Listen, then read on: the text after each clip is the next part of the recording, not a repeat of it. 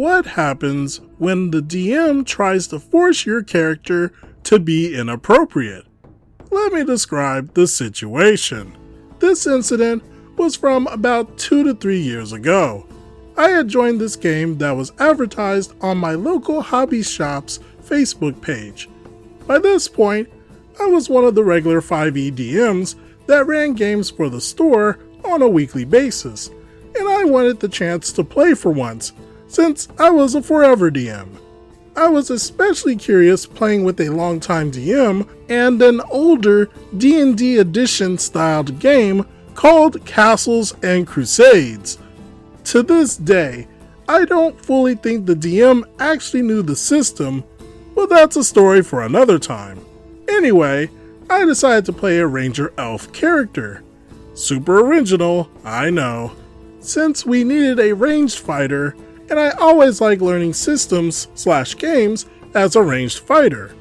The DM handed all the players a folder, and each one contained special documents/notes for each specific player.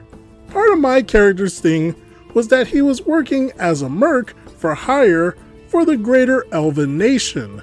My current job was to find and rescue an elven woman who was the leader of the elfish equivalent of the Secret Service.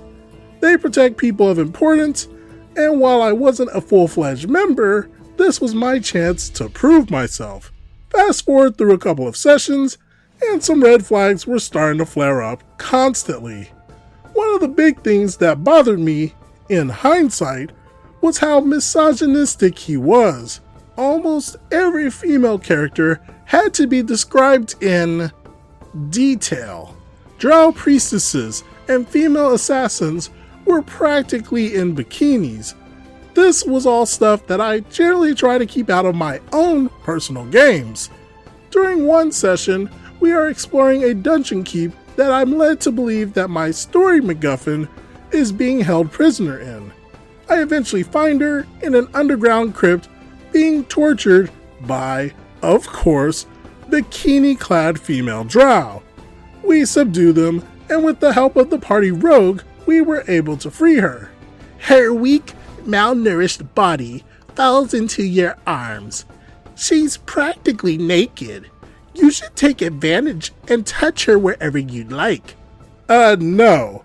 I try to catch her without actually using my hands. Hover hand style. And I undo my cloak to cover her up so that she's decent and warm. I also try to grab my water skin to help her out. Okay, so the ranger covers her, grabbing her butt and her— I do not do that. It could have been seen as a throwaway line for comedic effect, but I was not having it. I haven't mentioned the other players, so now might be a good time to see their reactions to this event. The Time Mage, a male player, found the entire incident funny and thought what the DM did was fine. The Cleric, another male player, didn't mind it, / was very indifferent. The Rogue, also a male player, was the only player to actually have my back on this issue and was visibly upset by it. He's the only one I actually still talk to. Lastly, there was the Sword Mage, a female player. She was awkward and quiet the whole time. This was her first tabletop RPG ever. Also, she suffered from severe social anxiety, which added to the awkwardness a bit. This was another reason that I felt mad, because I always want players to enjoy the game as much as I do and continue to do so. I eventually left.